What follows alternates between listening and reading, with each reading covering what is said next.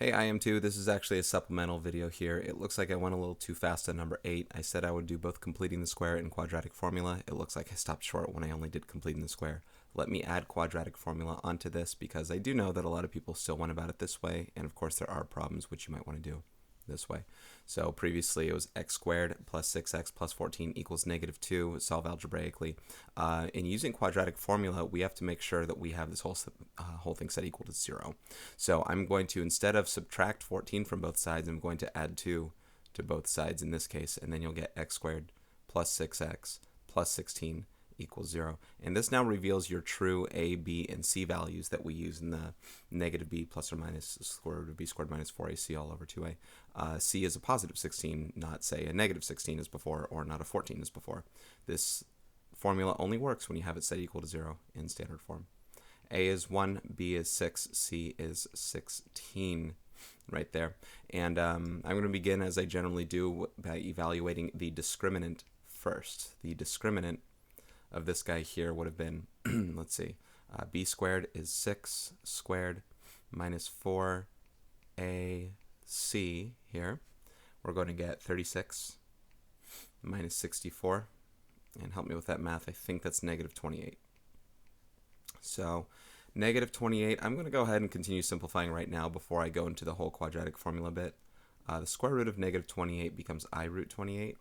And the square root of 28 has a square root of 4 inside of it, root 4 times root 7. So we're going to be dealing here with a 2i, I should say 2i root 7 here. Square root of 4 is 2, I times 2 is 2i. So 2i root 7 is the guy that becomes the whole square root of b squared minus 4ac. So in the formula itself, we get x equals negative b, the opposite of 6, negative 6, plus or minus, here's the whole square root of b squared minus 4ac, and then all divided by 2a. Now a is 1, so 2 times 1 gives me 2. And there's nothing I can combine up here because of the I, because of the root 7, so I can't actually like add negative 6 with 2 or anything like that, but I can still reduce because I have a fraction here where negative 6 divides by 2 and 2 divides by 2. And when all these things divide by 2, I can go ahead and reduce. Negative 6 over 2 is negative 3. 2 over 2 is 1, and 2 over 2 is 1. So in the end, ultimately, dividing by 1 means no more fraction needed. And then multiplying something by 1 means I don't need to write the 1 there either. So I'm left with a negative 3 plus or minus that 1i root 7. I'll just write I root 7 like that.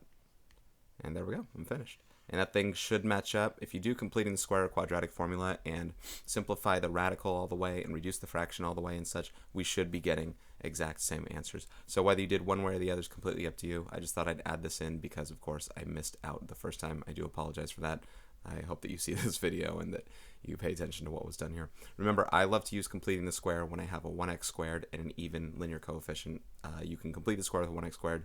I can divide it by 2 and square it in order to go there. I think this was less steps and less work. This one gives the hassle of a larger radical to simplify.